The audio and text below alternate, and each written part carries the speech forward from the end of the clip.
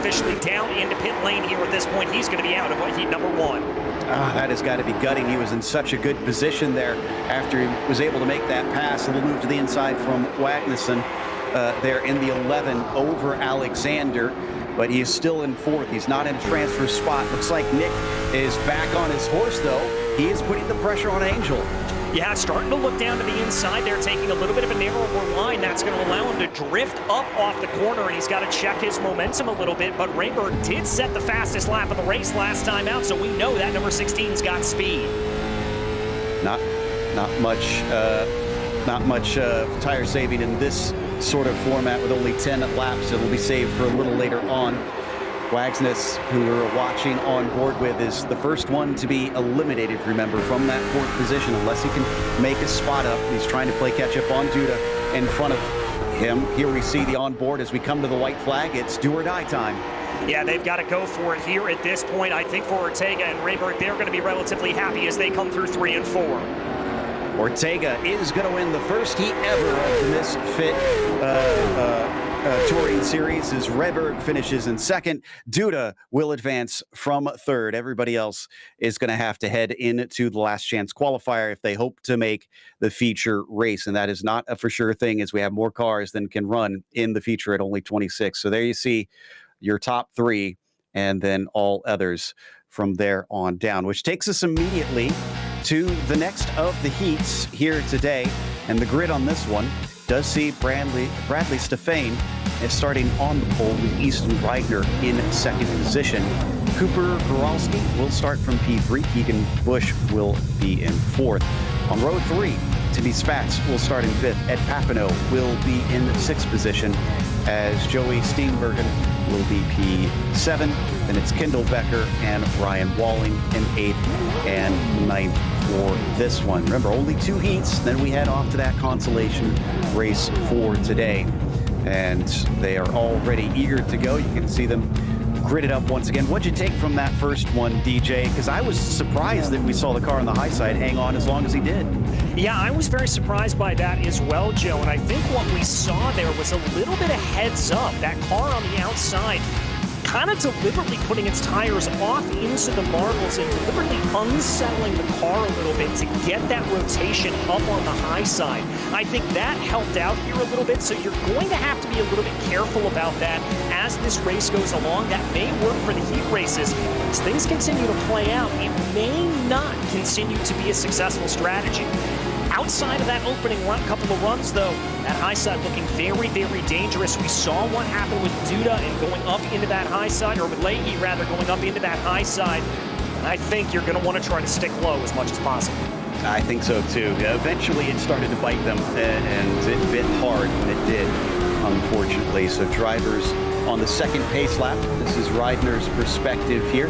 Even, I don't think I've ever seen this, he even has his drinks bottle in his mouth. Oh, there you go. He will have the drink here at this point to be able to have that, so that'll be good for him to be able to be going around, get a little bit of refreshment as he runs this 10-lap heat race. I guess you don't really get many chances to take a break at this track, so it makes sense that he'll want that in his mouth and at the ready if he needs it. Green flag is out for heat number 2, and up at the top of it, it looks like Bradley Stefane is going to be able to pull away easily and get to the front.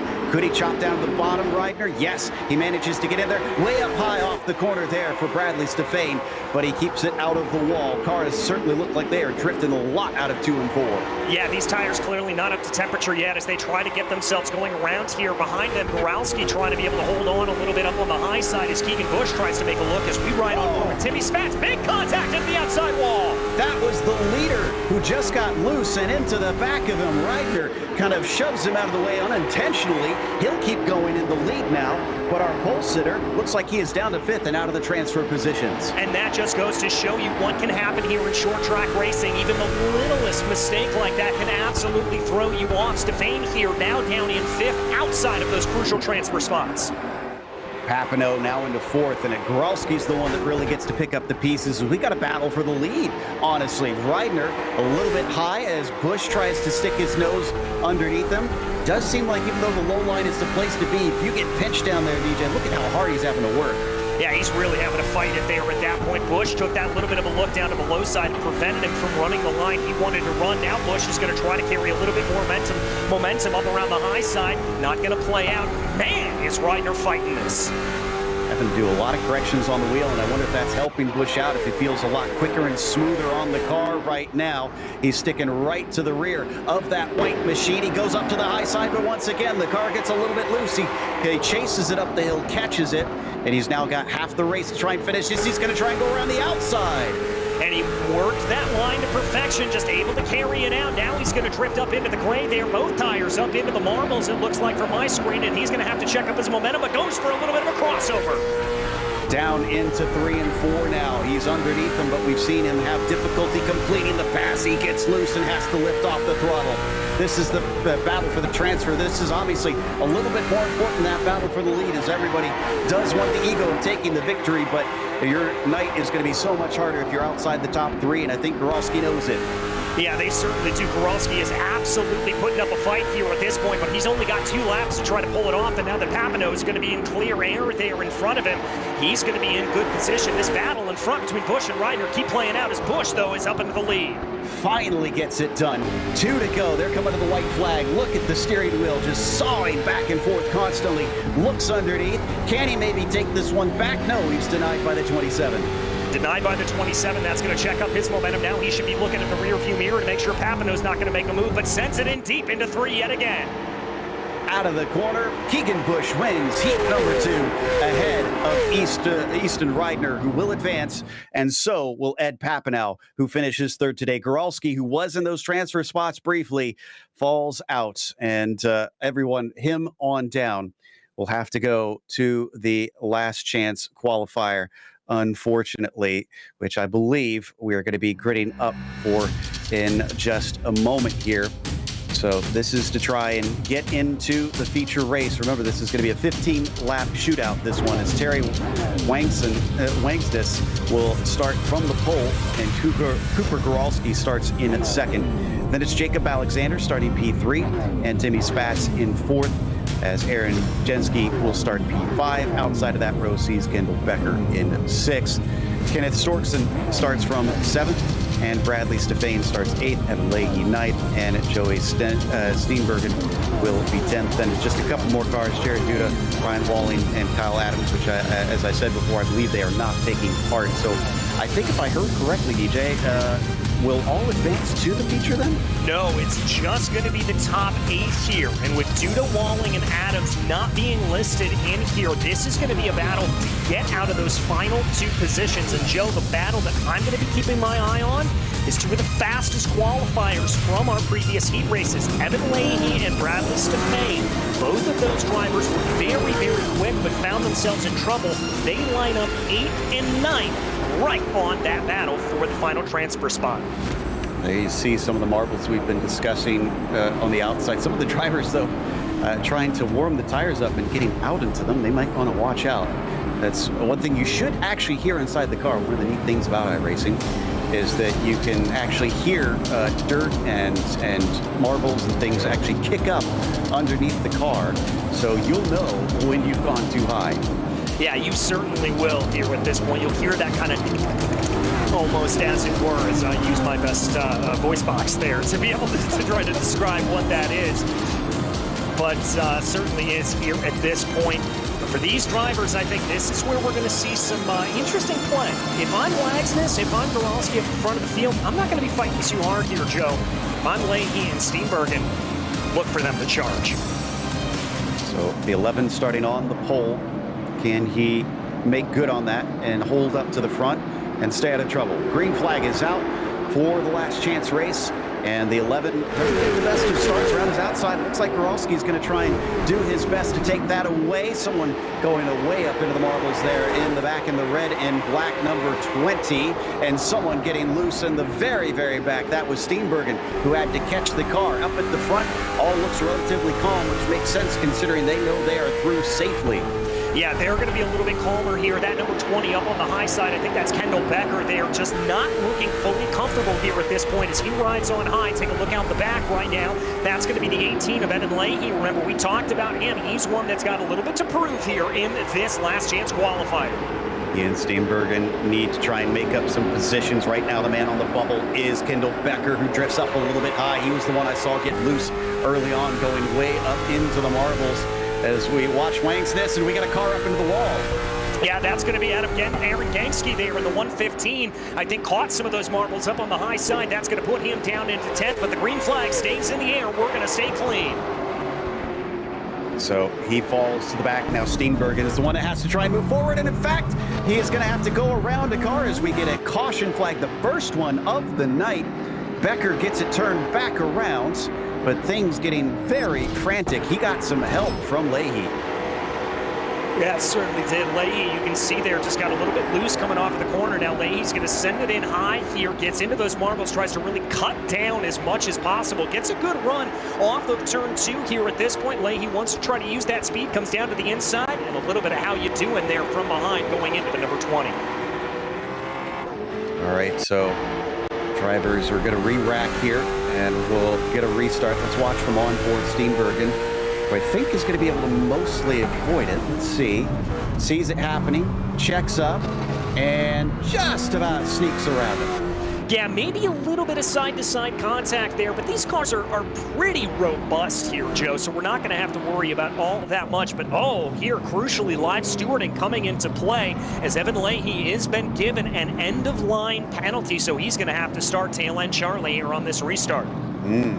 So that honestly, that makes sense considering we saw him get into the back of that car. So, yes, for those not familiar, if you're considered to be the cause of the caution, you're given an EOL. Now, if you get 2 in one race, you're parked, unfortunately. So you don't want to raise the ire of the stewards on that one, and make sure that you stay out of trouble out there. So far, it's honestly been pretty clean. I'm kind of impressed with how, considering the short track racing that I've seen in the past, especially at this track, this has been massively well run.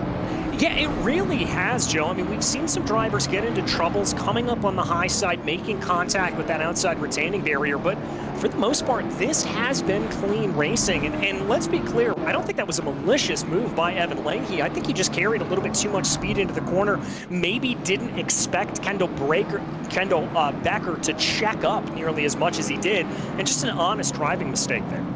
I agree. I didn't see anything that looked malicious in that one. That was just, unfortunately, you have to race really close in short track racing, and that'll happen from time to time. Now, don't forget, we have a lot of racing after this. These have been short, but it's going to be a completely different nature in the next one. 75 laps for the feature, as it looks like the cars are going to get ready to go here in a moment. The lights are still on, so we do still need to at least go one more time around. Yeah, and the crucial thing here about this, Joe, at this point is the fact that on this restart, tires are going to be a little bit colder, drivers are going to be out of position. They've got to get themselves back up and ready to go. And let's also remember, caution laps count. So they're going to come down here with 5 laps to go. This is going to be a real shootout to the finish. Right now, we still have 9 cars on the lead lap, so whoever is going to be last is basically the only person out.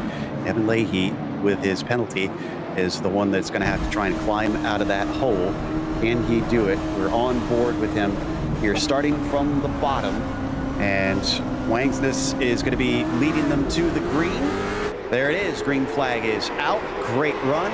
Cooper Growalski around the outside. If he's smart, I would think he'd try and slot down to the inside where he's got a nice hole. That is exactly what he does. Yeah, runs it high to low there and gets a great bit of momentum. Side by side here, farther back for P3 right now. That's going to be Alexander and Spats trying to duke it out there. Contact, big hit into the outside wall. 3 cars into the barriers. And 1 on its lid, that's Timmy Spats. So how is this going to work out? So that came from Spats actually turning Jacob Alexander a little bit, and then I didn't quite see what happened behind them. Let's take a look at the first one up in front. Oh my goodness, that was a massive thunk. Yeah, that was a big hit there for the 251 of Jacob Alexander. And for him, I think it was him just coming up the track. Now, this is the 18 of Evan Leahy and the 62 there. And it's almost the exact same situation. Just tries to move up the track and, frankly, pit maneuvers themselves as they move up coming out of turn 4. To be fair to Evan, I think the car gets loose. Let's see if we can tell from this angle. Hard to tell. From before, from up in the booth, it looked like he got a little wobbly, and that's what sent him into the side of Steenbergen. This is going to be Timmy Spatz's view of what happened here, and get ready for a wild ride. Yeah, and unfortunately there for both of those drivers that got collected, really nowhere to go for them as Spatz there on his lid. He's going to be very thankful that he is in the virtual world here at this point, not in real life, as they come around right now. They're going to be coming back around here. It's still going to be Wags us up in the front of the field. What's going to be interesting here, Joe, is that a couple of the drivers that are down onto pit lane, they're categorized up into those top 8 here at this point, including Alexander, Steenbergen, and Spatz. So we'll have to see what they do. Now, they are going to have a green-white checkers here. So, yes, we are under caution. And we've got 3 attempts at it here in this consolation.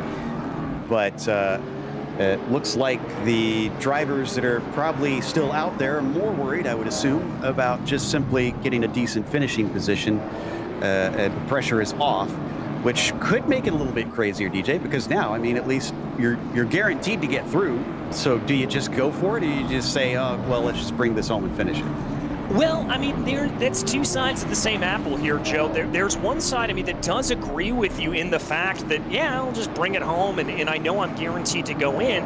But let's remember, these finishing positions here in the last chance qualifier are also going to determine where you start in the feature race. We've seen how difficult passing can be around here, around this Five Flags Speedway, so I wouldn't be surprised if we see a little bit of aggression out of these drivers as they want to be able to get a better starting position for the 75-lap feature race.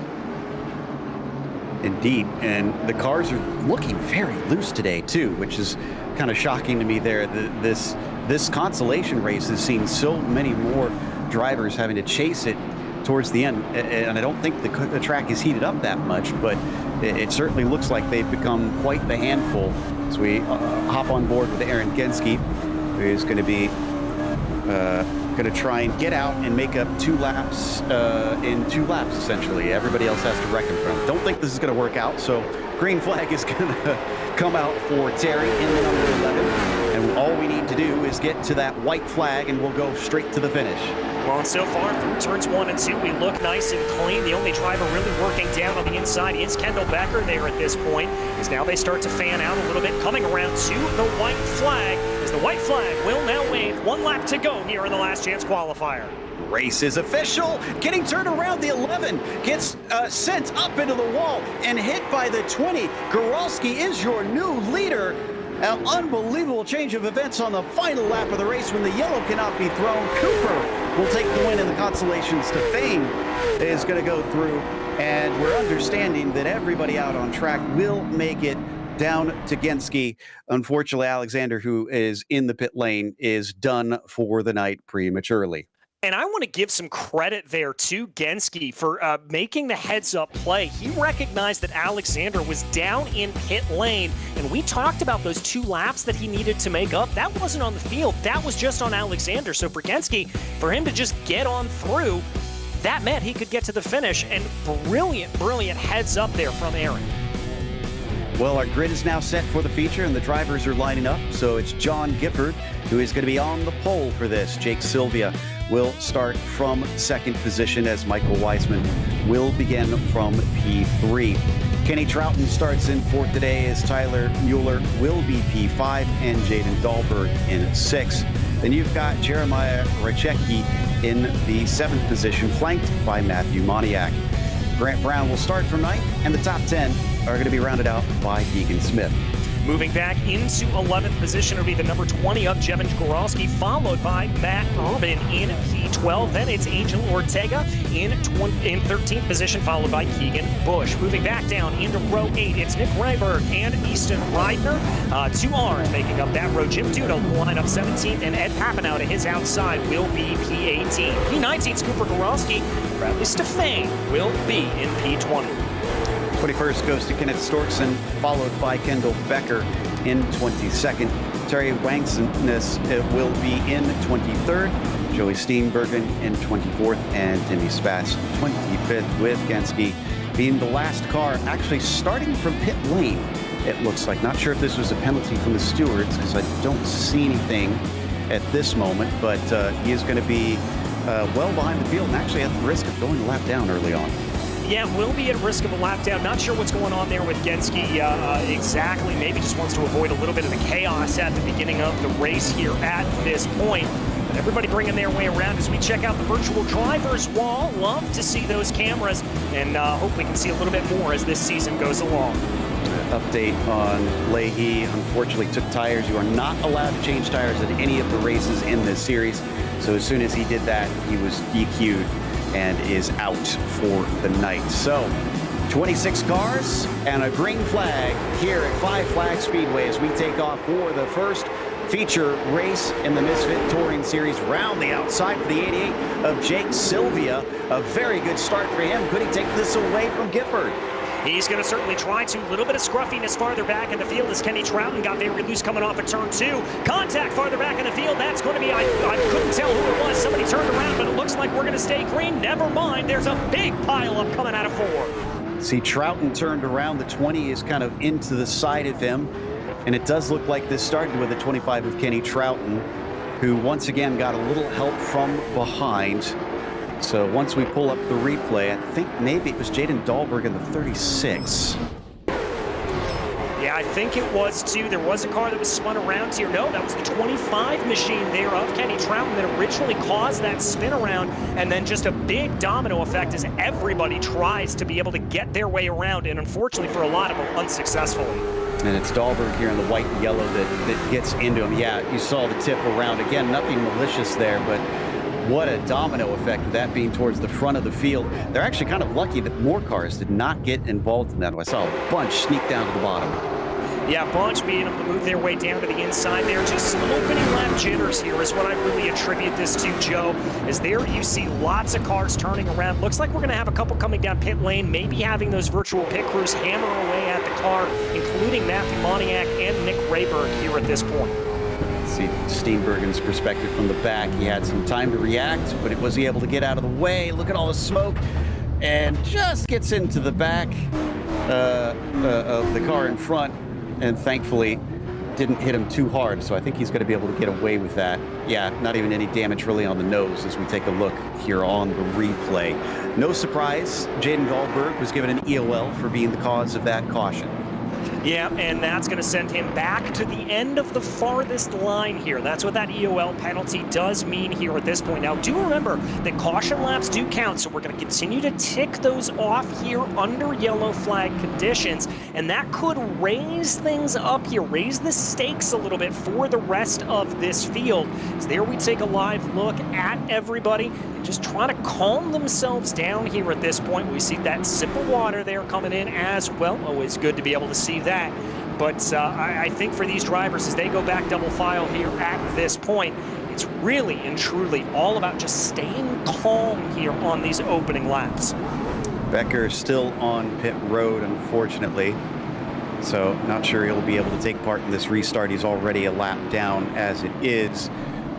So he's been kind of put under the gun on this one. Double file and into 3 and 4, waiting for the signal. Sylvia and Gifford started off where they were before. Green flag is out. This time a much better start for Sylvia in the 88. Gifford cannot mimic what the 88 had done on that initial start. In fact, he's under attack down on the bottom side by the likes of Weissman. Yeah, Jeremiah Rychecki tried to be able to send a move, thought about taking it 3 wide up to the outside there, but Rychecki just couldn't make it play, and I think wisely hung back there, as now he's going to get involved in that battle with Weissman and Gifford for P2. Seen a lot of loose cars towards the back of the field. This is an open setup series, so everybody's trying to get their car into a comfortable position, but it looks like this track is not behaving well for a lot of them, causing some loose race cars. Down in the 1-2 once again. Weissman still in second place, way up on the high side for Gifford. and he's going to be able to keep it out of the wall, but he won't want to ride those marbles too often. No, certainly won't want to do that, because not only are you going to find yourself very loose as you get up into them, it's like sliding across ice, but you're going to get that marble pickup on the tire. It's going to take a lap or two to be able to burn that away, so you want to stay out of that as much as possible. As the front four look like they've fanned themselves out here, make that about the front six have fanned themselves out here relatively evenly. Deegan Smith, Grant Brown starting to have a little bit of a battle as we ride on board with Easton Reidner back in 11th place. Yep, he's currently fighting actually side by side. Can't quite see to his outside. There he is Goralski trying to hold on tight as drifting up beside them. They've also got Bradley Stefane fighting. Whoa, and somebody down to the bottom. Not sure who that was. That was Aaron Ginsky. That was him trying to stay out of the way because he's a lap down, so he's not in this fight. We come back to the battle side by side, getting loose, hitting the inside wall. Massive wreck there into the pit entry wall.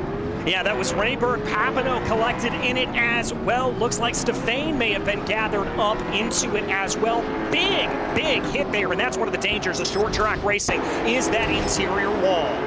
It was Stefane that started it all off, unfortunately, and he hit that inside wall. It looks like he made contact with Reidner. Here it is here. Starts to spin him. Oh, man. And if it was just maybe a foot wider, he would have avoided it. But, of course, then he would have slid up in the cars to the outside, but maybe would have been less of a wreck. Let's watch from his perspective. Yeah, it just comes down here. I can't really tell from that angle if that was a pinch or if that was a little bit of a drift up, but such a big kathunk there. And I'm not sure who that was that got absolutely ping-ponged out into the outside barriers. But talk about an unfortunate string of events. We're going to ride on board with Storkson, who's going to be in the popcorn position to all of this. So it was Jim Duda who got hit. And then I think the 10 of Papineau, who we already mentioned, was just at the wrong place at the wrong time. Both cars just kind of bounced into in the end. So one more angle on it here. Yeah, look at how quickly it shoots him out to the outside. And he's since taken it into pit lane for some repairs. In fact, that one, I think, sent a lot more cars into pit lane than our previous wrecks. Well, I mean, the previous wrecks that we saw, Joe, were a little bit slower speed. They were a little bit of just kind of brushing into one another and barely hitting one another and that kind of thing. For this here, for this incident, that was high-speed collisions as everybody was getting onto the power out of turn 4, and that's what really sent them around. Still at about 89 Fahrenheit on the track, so drivers are slipping and sliding around. Maybe they need to cool it down a little bit. I mean, there's always that old adage, DJ, if you to finish first you must finish. So I mean, some of these drivers I think are looking antsy to try and be as fast as possible, but maybe it's a case of run at 9/10. I think even back it off into 8/10. We've seen 2-3 caution periods here in the first 15 laps of this race. And I think for a lot of these drivers, you've got to just let the race come to you a little bit.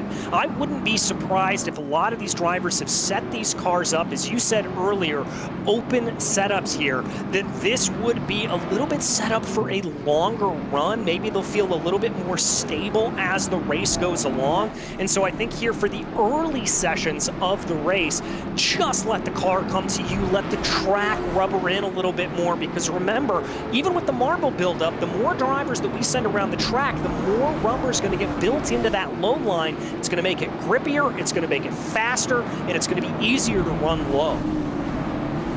We're double file, ready to start once again. And this time, I did not see a penalty given out, an EOL penalty given out, so maybe they considered that one a racing incident.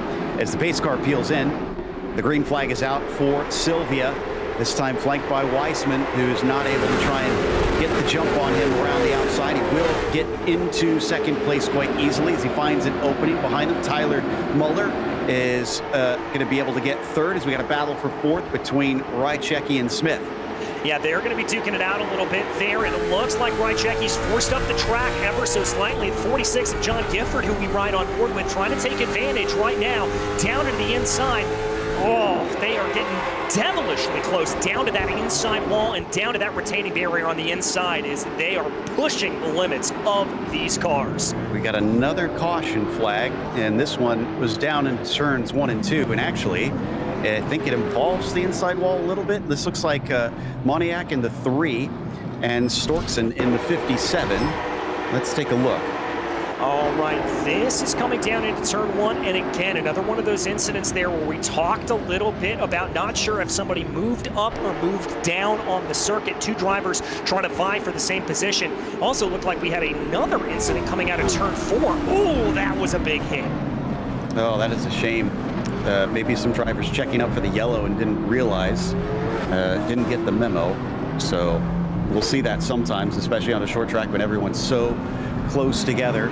Reidner looking a little bit nonplussed about the whole thing, and don't blame him. This has been a bit of some caution flag racing out here. So here's Easton. Oh, was he involved in this? Yeah, he was. Oh, yeah, he just, and got tagged from behind there. I was going to say hopefully able to avoid some damage, but it just didn't look like he was able to there at that point. Definitely a harder lick into the outside barrier here as there we see it. Just some unfortunate running here. And Easton was running a pretty clean race. He was trying to stay out of trouble as much as possible, and unfortunately just didn't fall his way. So watching from the onboard, almost drifted up into Easton. And then the second time, unfortunately ran out of the luck. Woo! What an escape here from Terry, and realized that he was that close to being taken out.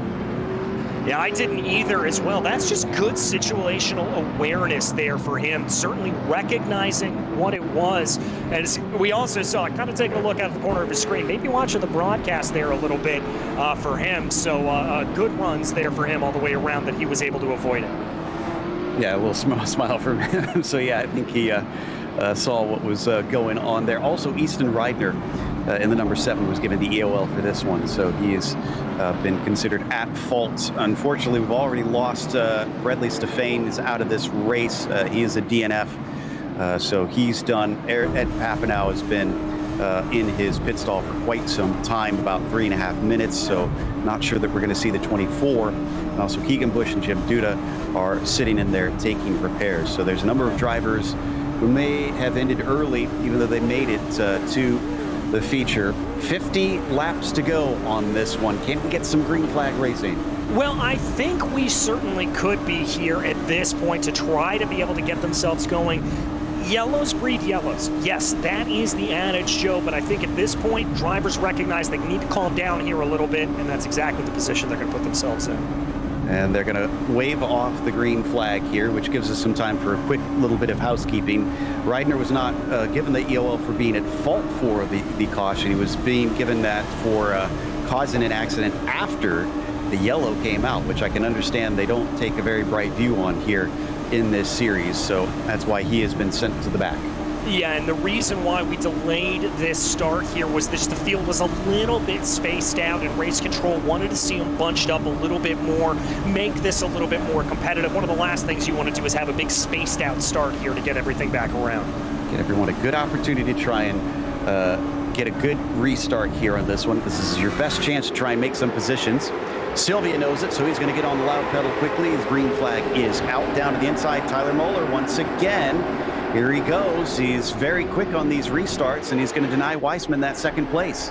Yeah, smartly doesn't come up and chop off the front there of Michael Weissman. Just going to try to hold it down to the inside here. We ride on board with Gifford right now, who's really got his choice of lanes in that number 46 machine, able to move it around the track as Weissman is very, very loose up on the high side there. You can see that car just dancing off of the corner.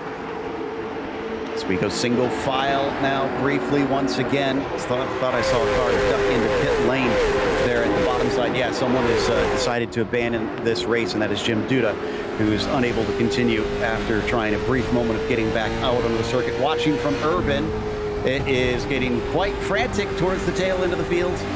Noah's Ark as they work their way through right now, almost 3 wide coming down into turn 2, or turn 1 rather, as they try to sort themselves out, trying to be able to figure out a line here. You can just see these drivers farther back in the field, maybe getting a little bit antsy. They want to try to get themselves into good position.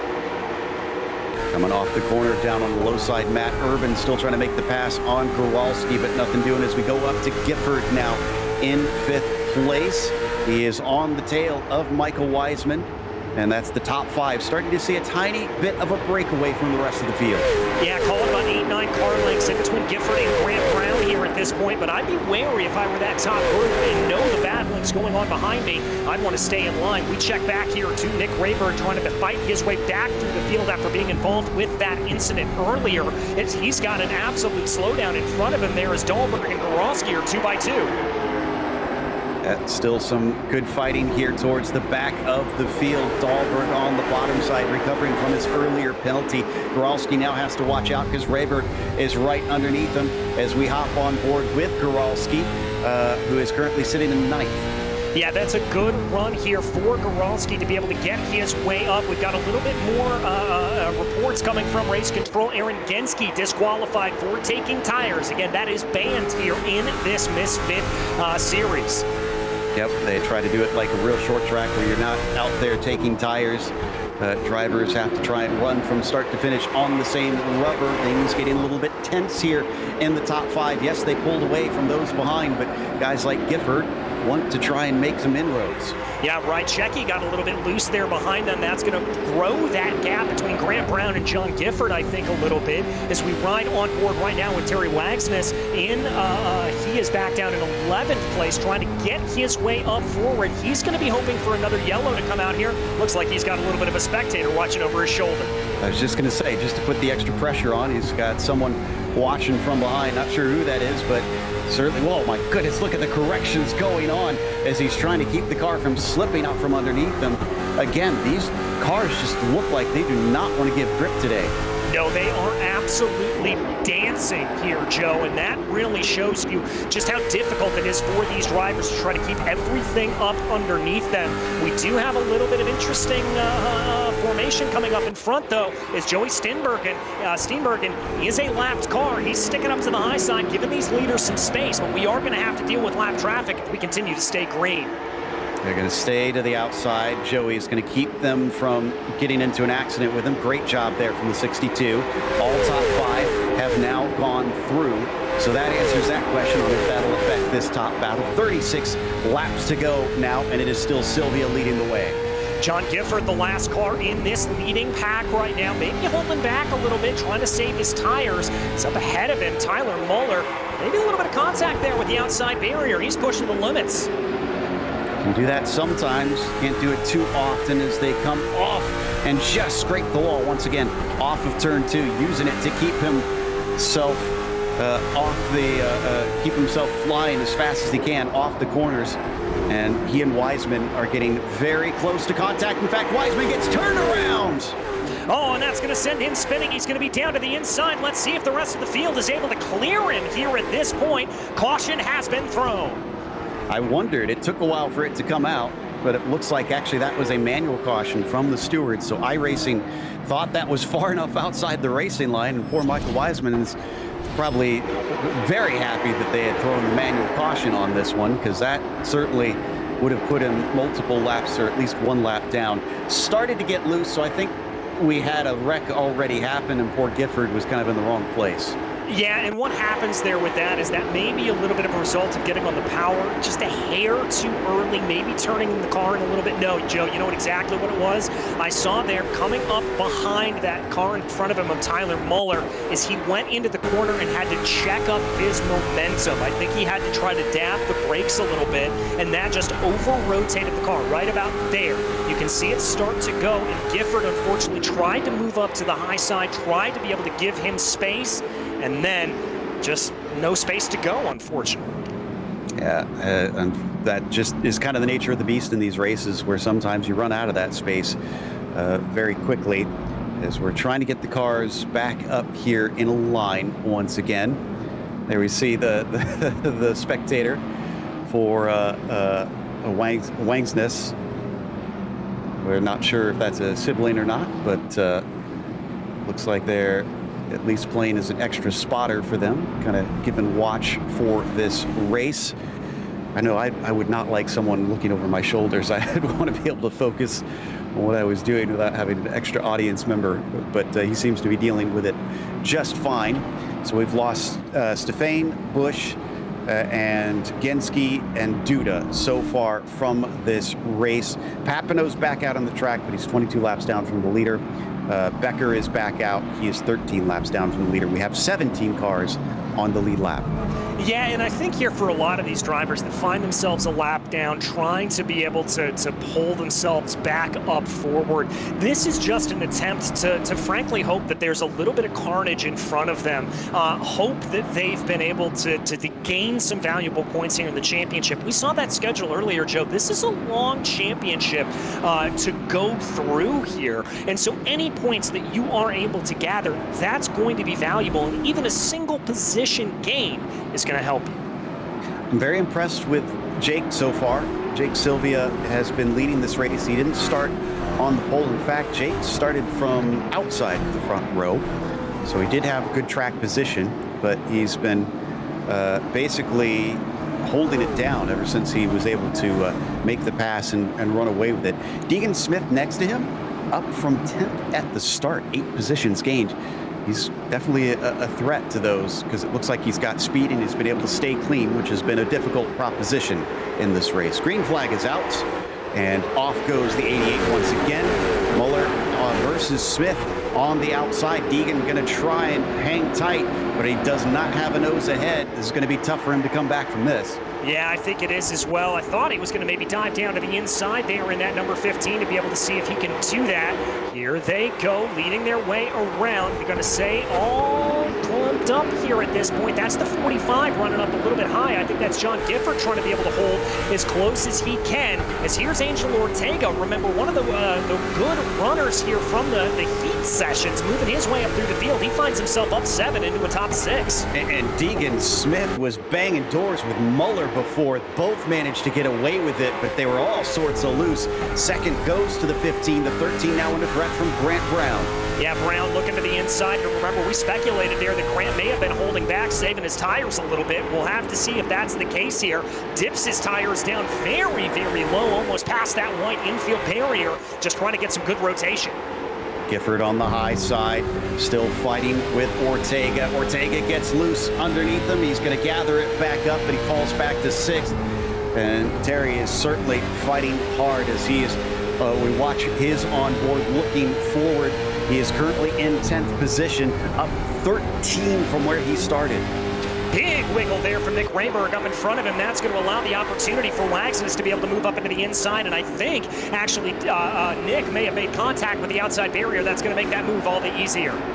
Gifford gets down to the inside as well. I think we have, a car with a blown engine there we just saw go by as we head down into 1 and 2. Once again, Gifford with the shorter line. Grant Brown trying to hold tight there in the number 14, but it does look like the bottom line is now the place to be for sure. It is, but Gifford's got to be careful here at this point. Doesn't want to either give any opportunity from behind, but also doesn't want to lose touch with these top 3 up in front of him of Muller, Smith, and Silva. He's got to try to just focus on his own lines. I'm pretty sure anybody who gets shuffled to the outside right now with this group is going to just fly backwards and get freight trained. Checking in with Weissman now, who currently sits in 11th, kind of at the back of this group. He's on a recovery drive, actually down. Oh, contact! Big wreck in front of him. There's the caution. Yes, indeed, there is. I think that was Grant Brown involved in it. I see him moving back down through the field here at this point. The number 14 spun around. Not sure if that was contact. So Brown, I think, on the 14. He got some help. That was Rychecki in behind him. Yeah, also looks like the 48 there of Matt Urban may have been almost spinning around here as well. It's right on board. Big wiggle up in front there. I think that was from that number 14 machine that we talked about a little bit earlier. As here he is down to the inside. You can see just how much opposite lock he had to put into the car. Lucky he was able to actually hold it there at that point. Yeah, that would have been multiple cars flying up into the outside wall here, and these are not safer barriers. This is concrete, so it would be a smash. Yeah, watch the teal S on the hood there on the bottom. Really loose. Saves it while underneath another wreck, and everybody else behind him, unfortunately, has a little bit more damage now. Yeah, a little bit more damage. I don't think that was high speed enough to necessarily cause some massive damage through the field, but we're under 20 laps to go here at this point, Joe, and this is where it is time to put everything on the line and get yourself ready to get into position here. Yep, so it's coming down to it now. We've got only a few laps left for this one. We saw once we get green flag racing going, these laps tick off quite quickly. You're looking at only 16-second laps. So you have to remember, 15 degrees banking. This is actually a pretty steep short track. Yeah, it really and truly is. I mean, 15 degrees around a half-mile circuit, that's incredibly steep. You can carry so much speed through these corners, and normally, if we didn't have these marbles on the outside quite to the level that we do here, I would expect that high groove to come into play a little bit more. Those marbles really proving the deciding factor on where to put the car. It's, I think, played a significant role in this race. I wonder if the race control will give a pause to try and clean those up before next time, because for this one, they did not clean the track between each of the sessions, which has certainly played such a heavy part in this. And trying to see if we have the lights on. Lights out. I don't think we do. Because, yeah, there they go. The lights are still on the pace car, but they were starting to get lined up. Everybody is eager to get racing. Green next time by, the official call here from race control, and so that means that we are going to have a 14-lap shootout to the end. The question's going to be is if we stay clean in green, or if we get into a position here where we may have to have those green-white checkered attempts come out. That's a good point. I had forgotten about that until you said something just now. So we could see this race extended as we come to the green now, and the 88 of Jake Silva has been leading for most of this race. He'll continue to do so as he takes that green flag. Deegan Smith has an opening down to the bottom. He's going to take it immediately. Gifford has been stuck on the high side a lot, but he seems to be okay with it because he keeps doing it. Yeah, he keeps doing it there. I wondered if he was going to maybe take a look down to the inside there of Tyler Muller coming into turn 3, but clearly that's not the case here. A little bit of too wide far back in the field. We got a car spun around. Dahlberg, and there's the yellow. It was a single car spin, but the stewards have deemed it enough to bring out that yellow. And he got help once more. Was this Easton? Oh no, it was Easton Reidner again. Yeah, coming down here into turn 3, Easton, just a little bit of contact there. I'd be interested to take an on board here with the number 36, maybe see if that car had started to spin around a little bit more before Easton made contact with him. This will be a great angle to be able to see that exact issue. Gets loose off of 4, goes down into the corner, catches a little bit of that groove, little bit of contact there, minimal contact. I can't really put the blame there on Easton Reidner on that, Joe. That car was already starting to go around there, and Easton was just trying not to run into the back of him as much as possible. Yeah, I think you're right. And honestly, even if he did touch him initially, it was the tiniest of contacts there. So just close racing that winds up causing maybe bigger repercussions for some of our drivers. Now down to 11 laps to go. What are we going to have on this restart? This is going to be maybe about 9 to go, I guess, once we get the green flag? 9, maybe 8 to go. Remember, 3 green-white checker attempts, so if we get into a little bit of scruffy running, we will get that chance to extend the race and get this to hopefully finish under green. Well, so far, the stats have been a bit against that, unfortunately, because of the number of cautions that we have seen so far. But we have had some good green flag runs in the middle of the race that could point towards the drivers being able to finish it up without having to take that overtime here today. This will probably be decisive on that, because if we go right back to yellow, then we'll have just enough time to restart without a green-white checkers. But if we go a couple laps under green, then we will be right into that GWC territory where we are going to add extra laps to the end of this one. Honestly, if I had to be a betting man, DJ, Sylvia, I think is who I would put the wager on, because it doesn't seem like anybody can do anything even when we get going. I agree with that wholeheartedly, Joe, and I also think the fact here that because Jake has been so strong off the restarts, he's not necessarily going to be too upset about these restarts continuing to come out here. He's gotten the jump on Deegan Smith, he knows how to control it, and watch for him to do the same. Don't have the 1 to go signal quite yet. Need to wait for that to come out. Hopefully we will soon. No, lights are still on the pace car, so we carry on for at least 2 more laps around this track, which means we're going to be starting at most with 6 laps to go. It's going to be coming down to it. In fact, I think, again, like I said, with 6 laps to go, they need the yellow to come out immediately, or else we are going to have to extend this race. Yeah, we will, and hopefully we'll be able to keep it clean here at this point. We're down to about 19 cars, make it 20, but here they go, ready to go again. And the green flag is out as we take off and start to speed away. So we go racing down into turn 1, and Sylvia is actually challenged a bit this time as Deegan Smith is holding tight around his outside. Big slide from Muller in behind them in the number 13, trying to make this a race himself. Car around in the back. Car around in the back there. I think that may be Kenneth Storkson. I see Dahlberg as well involved in that. Grant Brown gets turned initially, it looks like. So a couple cars get sent to the outside wall. These high speeds with this banking has really made these some heavy hits. Look at this. Yeah, that was on the number 14 here at this point. That one was on Easton here a little bit, but there was a pretty big wiggle of the 14 that came through the corner. We're going to ride on board with Easton Ryder right now. Car twitch, contact there in the back as he drifts up, and Easton has been disqualified from the running. That's his 2nd penalty of the day. And as we said, 2 penalties, that is a DQ for him. And apologies, I think I did get the information on that wrong. Looks like 3 penalties it takes for the DQ.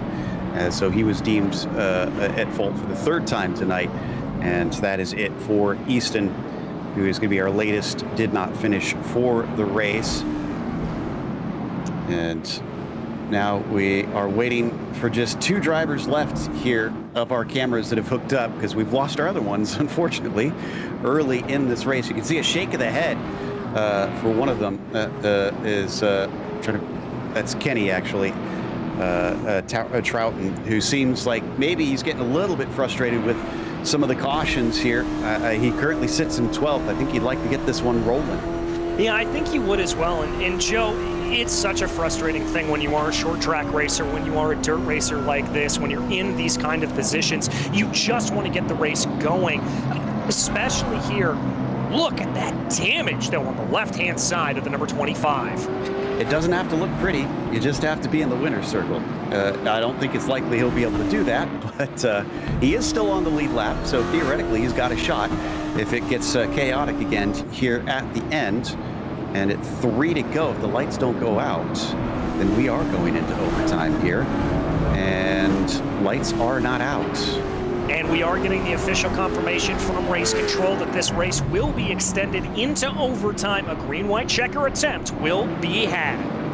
They get 3 of these. Now, for those who are not familiar, the way this works is the drivers get 2 laps to try to finish the race. If the yellow comes out on the first lap, we'll go back to another green-white checker attempt.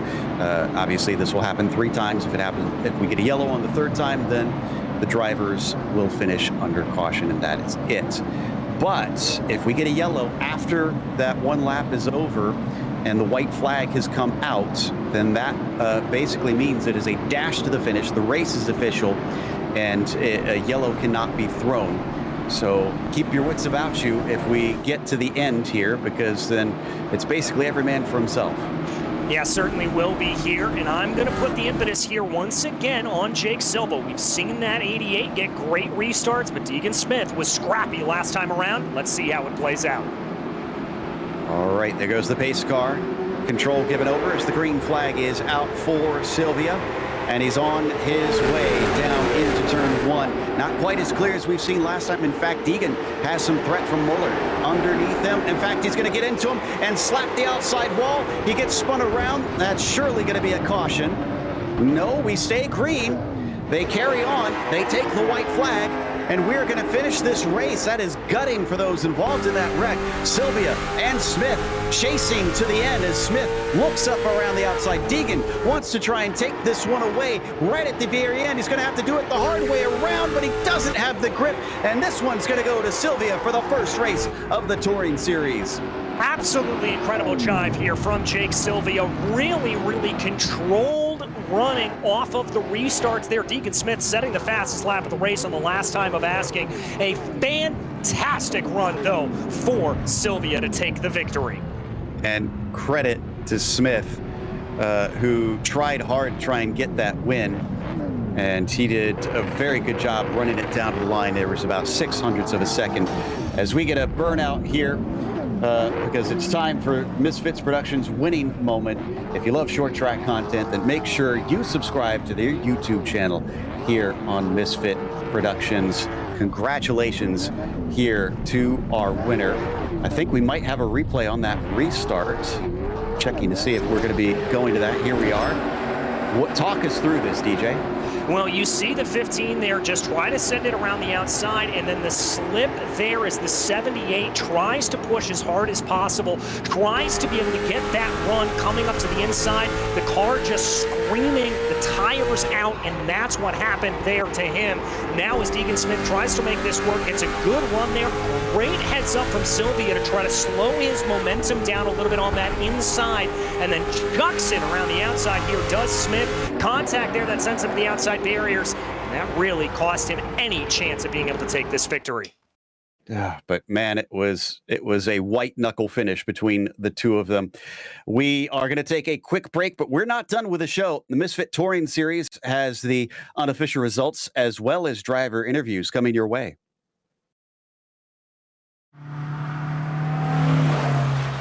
Janice.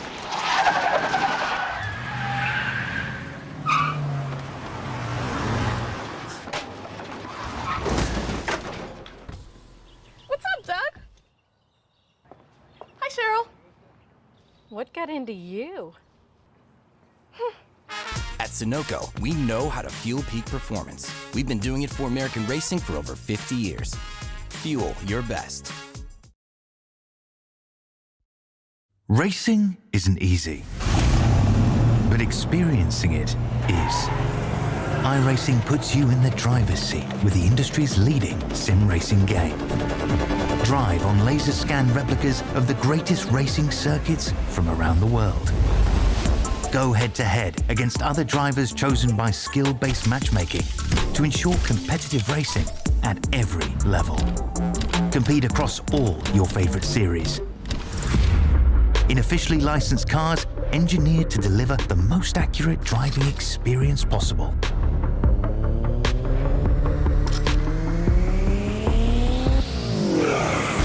Join a race or host your own with players from across the globe.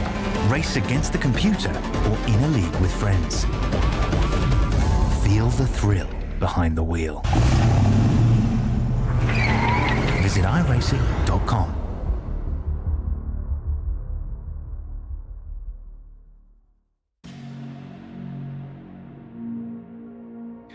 Welcome back to Five Flags Speedway. Our results for the first round of the season sees Jake Sylvia take the win by a mere 0.06 of a second over Deegan Smith, who fought him all the way to the checkered flag and actually climbed from 10th to do so.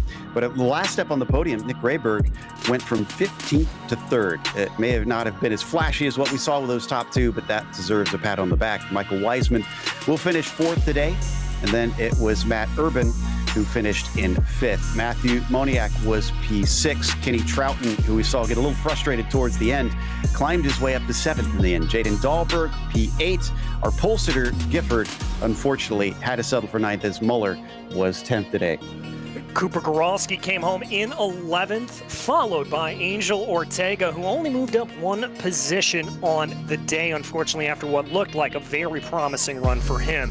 Then we ended up in some drivers that ended up a lap down or 2, starting with Terry Wagsness, Timothy Spatz, and Jeremiah Rychecki. Also 1 lap down was Grant Brown, despite the fact that he was up duking for the top 3 earlier in the race. Moving down into the drivers that finished more than a lap down, it was Kenneth Storkson, Joey Steenbergen, Easton Reidner, Kendall Becker, who finished 25 laps down.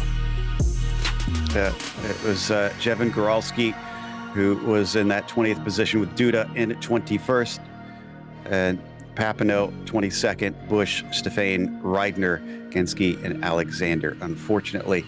So there's the last of your finishers. Let's talk to our winner, though, Jake Sylvia, who certainly had to fight hard to make sure he didn't lose that one right at the very end. Jake, congratulations, but boy, it got tight at the finish there. Were you worried that maybe Deegan was going to steal this one from you? Might have to work on Jake's mic setup here. Let's see if we can get Jake mic'd up and ready to go here in a second. We'll see.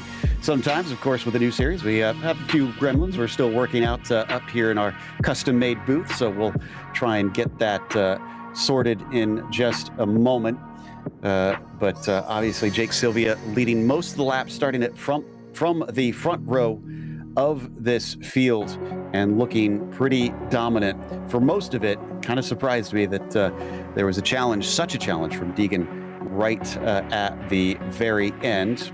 Looks like we're still having a little bit of trouble. So DJ, I have to say, this was, like we said, this was one that saw a few hiccups with it being the first race of the season. But I mean, considering everything, this was just a hoot to watch. Oh, it certainly was. Absolutely fantastic to be able to see them working their way through the field. I mean, good, close, short track style battles. It's exactly what you want to see. Absolutely. And sadly, looks like we were not able to get the... now we've got Deegan Smith ready to talk to a second place finisher. So let's get the opposite side of the story. DJ, here is our second place finisher. Indeed, Deegan, it looked like you were absolutely fighting tooth and nail every single time they came around to be able to get that position away from Jake. Talk me through that race. Yeah, I had to start 10th. I had to make my way through those wrecks. That first wreck, I almost didn't miss, which I'm grateful that I got through. Towards the end of that race, I kept getting faster, but we didn't have the long runs that I needed to get past them. Yeah, just didn't necessarily have the long runs, but what was your strategy coming in on those last couple of runs, knowing you just had to kind of put pedal to the metal and see what you could do? Just get the best restart possible. As long as I could get down to the bottom, I could stay with them. But like I said, if I had a longer run, I probably would have got past them. Well, we'll have to see. We head off to Hickory next time around. How do you feel about that speedway? Relatively new addition here on iRacing. That's one of my better tracks, so I'm going to be pretty decent there, I hope. Well, we hope as well, Deegan. Very excited to see you out there next week. Anybody you'd like to thank, though, for this P2 here today? Just Fuse and Shut Up Shop. They gave me the sets. That's really about it. Well, excellent. Deegan, congratulations again, and we'll see you at Hickory next time out. Thank you. That was your second place finisher, Deegan Smith. Third place went to Nick Rayberg. We're going to talk to him because the limelight was definitely stolen by that battle for the win at the very end. And the number 16 coming home in third today. Nick, what a climb. This is a track usually where it seems like it's difficult to make passes. What did you use that was able to get you up from 15th to third? I was really horrible. I started practicing making a setup last night around 8 o'clock, and I was horrible up until heat race. I changed the gear and it took off like a rocket ship. So, I mean, I struck a miracle and a half. We saw so many drivers fighting the cars today. It looked like they were very loose out on track. Did the conditions feel that way from inside the car? If you're getting help, yeah, it definitely was loose. But when you're not getting help, I was actually a dump truck out there, just having to use all the rear brake I could to get it to even slightly turn in the corner. Well, glad to see you're able to survive some of the craziness going on. Next week is Hickory. Obviously, there's a lot of history at that track as well. Do you see yourself faring well when we head over there? Hickory isn't one of my best tracks, but we're gonna throw the kitchen sink at her and see what we can do there. All right. Well, we'll watch out for you because obviously you've made a good impression here on this one. Congratulations on a podium. Thank you. Nick Redberg in the number 16 car here tonight. And I think we're going to be talking to Jake Silva now. I believe so. All right. Are we on? We've got Jake Silva with us in the number 88 today. Jake, it looked like things were getting a little tight at the end. Were you getting nervous that Deegan was going to be able to steal this away? I wouldn't say nervous. I was definitely concerned with getting another restart there. He was really, really good. He was able to time it a couple of times, a little bit better than even I was. He matched me right away. I saw that wreck on the back stretch. Luckily, we were able to make it to the white, but I was definitely worried about that. After we took the green, I feel like, 2 laps to go. Even if he gets to my inside, I don't think he's able to complete the pass. These cars are so hard to, it's so hard to work around each other at a track like this. There's so much grip. We're going so fast. So it wasn't as much me being worried about that as it was just something happening on a restart with him. But overall, a great fight. He put it up at the end. He was way faster towards the end of that. So what does that tell you for the coming races? Are you looking over your shoulder at guys like Deegan? Because you looked like you had such good control of the race for most of the time. Yeah, I don't know who started pole. I can't remember. Whoever it was spun the tires on the restart. Missed. I know they hit the rev limiter in 3rd gear, and that gave me the lead right away. Other than that, I was just kind of like setting sail, doing my thing. But next week we're not at a track I like. I think these bigger tracks that are sort of like this would be better for me. Obviously not tire wear wise. That was awful. I burned right through my stuff. But short tracks, I think, anything that's tighter than what we've got here, I've got a pretty good chance, and I don't think I should be too worried about anybody in the long run. And it was Gifford who was on pole. He wound up 9th in the end today. So definitely didn't have the speed that we saw out of you. Anybody you want to thank that helped put you in victory lane tonight? Yeah, I want to thank Ryan Kuhn and everybody that worked on the setup. I just got it before the race. My first laps on it were the race. I didn't have any practice. I had practice on another setup. There's a lot that's different with this thing. It drives a lot better than what I had before. So that was a big help. So I appreciate them. I had my Nana with me the whole race. She's the only way this was possible was with her. So I appreciate all you guys up here as well, putting the show on, having a good broadcast for us, and Kyle and Grant that were doing everything in the race for us. This is a lot of fun. Oh, it was fun to watch. That was your winner, Jake Silva, in the number 88 Thank you. Here tonight. So up next, as we mentioned, America's most famous short track, going to Hickory Motor Speedway here. So that should be fun stuff to watch for them, November 18th at 4 p.m. Eastern on Misfit Productions here on YouTube. Oof, that was an adventure, DJ, and I cannot wait for Hickory because with that being one of the newer tracks on iRacing, newer short tracks, I actually don't have as much experience calling races there, so this is going to be a new one for me.